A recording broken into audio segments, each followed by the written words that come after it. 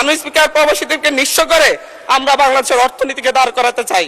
যদি সৌদি আরব থেকে আসার জন্য বাংলাদেশের টিকিট কাটলে সেটা 30-35 হাজার টাকায় কিনা যায়, কিন্তু বাংলাদেশ থেকে সৌদিতে যাওয়ার জন্য যদি টিকিট কাটতে হয় বাংলাদেশের সিন্ডিকেটের কারণে এই টিকিটের দাম 1 লক্ষ থেকে 1,20,000 টাকা পর্যন্ত হয়ে যায়। মাননীয় স্পিকার, বাংলাদেশের দূতাবাস, বাংলাদেশের মন্ত্রণালয় সহ প্রত্যেকটা গ্রুপই জড়িত।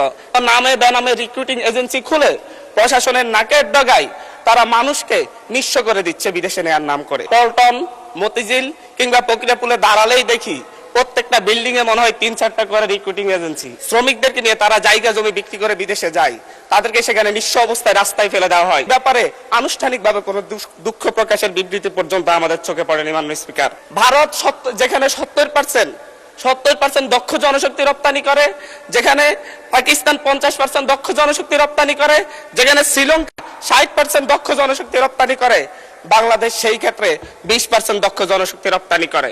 তাও তারা আইটি খাতে সেটা 1%-এর কম। প্রতি বছর প্রায় 1,500 থেকে 2,000 প্রবাসীর লাশ বাংলাদেশে আসে। আব্দুল হান্নান মাসুদ, মাননীয় সদস্য, নোয়াখালী 6। আপনার সময় 6 মিনিট। ধন্যবাদ মাননীয় স্পিকার। মাননীয় স্পিকার, আমি প্রথমেই শুরু করি। ঢাকা বিশ্ববিদ্যালয়ে যখন প্রথম বর্ষে ভর্তি হই তখন আমার একজন শিক্ষক ছিলেন, উনি বলেছিলেন বাংলাদেশের রাষ্ট্র ব্যবস্থা একটি অশ্লীল রাষ্ট্র ব্যবস্থা, যে তার নাগরিকদেরকে ওন করে না এবং তার নাগরিকদের জন্য কোনো উদ্যোগ গ্রহণ করে না।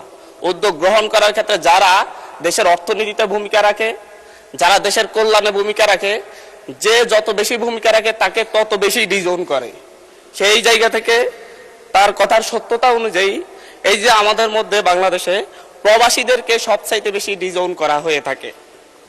প্রবাসীদের প্রত্যেকটা পদে পদে যে জটিলতার শিকার হতে হয়, যে দুর্নীতিগ্রস্ত প্রশাসনিক ব্যবস্থার কারণে তাদেরকে যে সকল সমস্যায় পতিত হয়, কিন্তু আমরা বারবার বক্তব্যে বলি, কথাই বলি, এবং নির্বাচন আসলে আমরা যারা রাজনীতিবিদরা আছি তারা মঞ্চে ভাষণ দিয়ে বলি যে প্রবাসীদেরকে প্রাধান্য দেওয়া হবে, তাদের নিরাপত্তা নিশ্চিত করা হবে। কিন্তু যুগের পর যুগ গিয়েছে, দিনের পর দিন গিয়েছে, প্রতিনিয়তই প্রবাসীরা এখনো এয়ারপোর্টে নিগৃহীত হচ্ছে।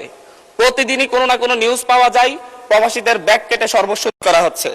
আমরা দেখছি যখন তাদেরকে বাংলাদেশে ভিসা জটিলতা বাংলাদেশের সবচাইতে বড় সমস্যা, বিভিন্ন নামে বেনামে রিক্রুটিং এজেন্সি খুলে প্রশাসনের নাকের ডগায় তারা মানুষকে নিঃস্ব করে দিচ্ছে বিদেশে নেওয়ার নাম হচ্ছে। এই ধরনের কোন স্ট্যাটিস্টিক্স সরকারের কাছে আছে কিনা মাননীয় স্পিকার আমার ধারণাই নেই। মাননীয় স্পিকার, আমরা পল্টন, মতিঝিল কিংবা প্রক্রিয়াপুলে দাঁড়ালেই দেখি প্রত্যেকটা বিল্ডিং এ মনে হয় 3-4টা করে রিক্রুটিং এজেন্সি, এবং সেই রিক্রুটিং এজেন্সির নিচে আমরা প্রায়শই মানুষের চোখের কান্না দেখতে পাই। কিন্তু সেই সকল রিক্রুটিং এজেন্সি কোনোটা, অধিকাংশ রিক্রুটিং এজেন্সি লাইসেন্সবিহীন, কিন্তু তাদের অফিস বন্ধ হয়েছে আমরা খুব কমই দেখতে পেয়েছি। মাননীয় স্পিকার, প্রবাসীদের বিদেশে নেওয়ার নামে আমি গতকালকে বলেছি, ভুয়া কোম্পানি খুলে তাদের কাছ থেকে চাহিদাপত্র এনে দেশের শ্রমিকদেরকে নিয়ে তারা জায়গা জমি বিক্রি করে বিদেশে যায়, তাদেরকে সেখানে নিঃস্ব অবস্থায় রাস্তায় ফেলে দেওয়া হয়, না খেয়ে রাস্তায় মারা যাওয়ার রেকর্ড পর্যন্ত হয়েছে। কিন্তু বাংলাদেশের দূতাবাস কিংবা বাংলাদেশের মন্ত্রণালয় এই ব্যাপারে আনুষ্ঠানিকভাবে কোনো দুঃখ প্রকাশের বিবৃতি পর্যন্ত আমাদের চোখে পড়েনি। মাননীয় স্পিকার, আমাদের এই বাংলাদেশের এই যে ভুয়া কোম্পানি তৈরি করা এবং ভুয়া এজেন্সির নাম করে, ভুয়া কোম্পানির নাম করে শ্রমিকদেরকে, বাংলাদেশের সাধারণ মানুষকে প্রতারণার শিকার হয়ে নিঃস্ব করা হয়, এটার সাথে বাংলাদেশের দূতাবাস, বাংলাদেশের মন্ত্রণালয় সহ প্রত্যেকটা গ্রুপই জড়িত, এবং সবচাইতে বেশি জড়িত বাইরের সিন্ডিকেট। 4-5 জনের সিন্ডিকেট পুরো প্রবাসীদের এই এজেন্সিগুলোকে নিয়ন্ত্রণ করে। দেশে বিদেশে, দেশের বাইরে শ্রমিক পাঠানোর ক্ষেত্রে তারা ভূমিকা রাখে। মাননীয় স্পিকার, আমাদের বাংলাদেশে অদক্ষ জনশক্তি রপ্তানি করা হয়। বাংলাদেশে আমরা স্ট্যাটিস্টিক্স অনুযায়ী দেখলে ভারত যেখানে 70% দক্ষ জনশক্তি রপ্তানি করে, যেখানে পাকিস্তান 50% দক্ষ জনশক্তি রপ্তানি করে, যেখানে শ্রীলঙ্কা 60% দক্ষ জনশক্তি রপ্তানি করে, বাংলাদেশ সেই ক্ষেত্রে 20% দক্ষ জনশক্তি রপ্তানি করে। তাও তারা আইটি খাতে সেটা 1%-এর কম, স্বাস্থ্য খাতেও 1%-এর কম, এবং হচ্ছে প্রকৌশল খাতেও 1%-এর কম। মাননীয় স্পিকার, আমরা প্রতি বছরই দেখি, বিভিন্ন স্ট্যাটিস্টিক্সে দেখতে পাই, জরিপে দেখতে পাই, প্রতি বছর 1,20,000 থেকে 2,50,000-এর মতো মানুষ প্রত্যক্ষ বা পরোক্ষভাবে ভিসা জালিয়াতির শিকার হন। কিন্তু কতগুলো ভিসা জালিয়াতির ঘটনায় বিচার হয়, এই ক্ষেত্রে বাংলাদেশ অনেক পিছিয়ে রয়েছে। মাননীয় স্পিকার, 2019 থেকে 2023 সাল মাত্র 4 বছরে প্রায় 20,000 প্রবাসী টিকিট জালিয়াতির মুখে পড়ে। টিকিটের মূল্যের ক্ষেত্রে আরো এক ভয়ঙ্কর সিন্ডিকেটের মুখোমুখি হতে হয় তাদেরকে। যদি সৌদি আরব থেকে আসার জন্য বাংলাদেশের টিকিট কাটলে সেটা 30-35 হাজার টাকায় কিনা যায়, কিন্তু বাংলাদেশ থেকে সৌদিতে যাওয়ার জন্য যদি টিকিট কাটতে হয় বাংলাদেশের সিন্ডিকেটের কারণে, এই টিকিটের দাম 1 লক্ষ থেকে 1,20,000 টাকা পর্যন্ত হয়ে যায়। মাননীয় স্পিকার, প্রবাসীদেরকে নিঃস্ব করে আমরা বাংলাদেশের অর্থনীতিকে দাঁড় করাতে চাই, কিন্তু প্রবাসীরা প্রতি বছর প্রতি 100 জনে 5 থেকে 7 জন, প্রতি 100 জনে 5 থেকে 7 জন প্রবাসী ফেরত আসে আহত অবস্থায়, এবং তাদের চিকিৎসা পর্যন্ত ঠিক মতো করা হয় না, এবং তারা সারা জীবনের জন্য পঙ্গু হয়ে ঘরে বসে থাকে। মাননীয় স্পিকার, বাংলাদেশে প্রতি বছর প্রায় 1,500 থেকে 2,000 প্রবাসীর লাশ বাংলাদেশে আসে, এবং এখানে 1,500 থেকে 2,000 প্রবাসী মৃত্যুবরণ নিহত হয় বিভিন্ন দুর্ঘটনার কারণে, কিন্তু তাদের পরিবারের খোঁজার কেউ রাখে না। আমরা নিঃস্ব হওয়ার যে অবস্থা দেখি, আমরা এই ক্ষেত্রে দেখি সরকারের উদাসীনতা।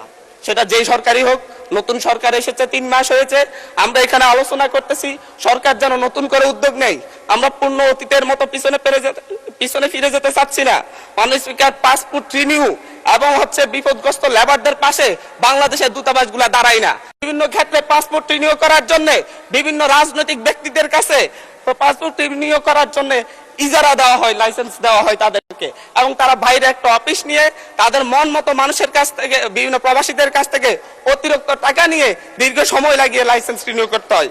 মাননীয় স্পিকার, আমরা যদি বাংলাদেশের অর্থনীতিকে দাঁড় করাতে চাই, মাননীয় স্পিকার, আমরা যদি বাংলাদেশের প্রবাসীদেরকে প্রকৃত ধন্যবাদ মাননীয় সদস্য, ধন্যবাদ। আচ্ছা, 1 মিনিট বলেন। আমাদের বাংলাদেশের অর্থনীতিতে 5 থেকে 10% মোট জিডিপি, 5 থেকে 7% মোট জিডিপি প্রবাসী আয়ে আসে।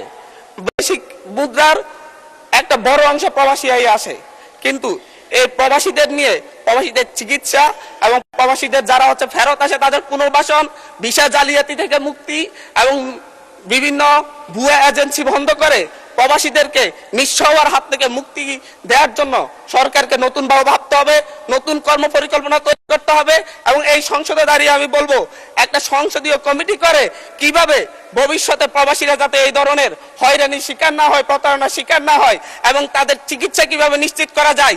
বিদেশ থেকে ফেরত আসলে আহত হয়ে কিংবা কেউ যদি নিহত হয়ে ফেরত আসে, তাদের পরিবারকে কিভাবে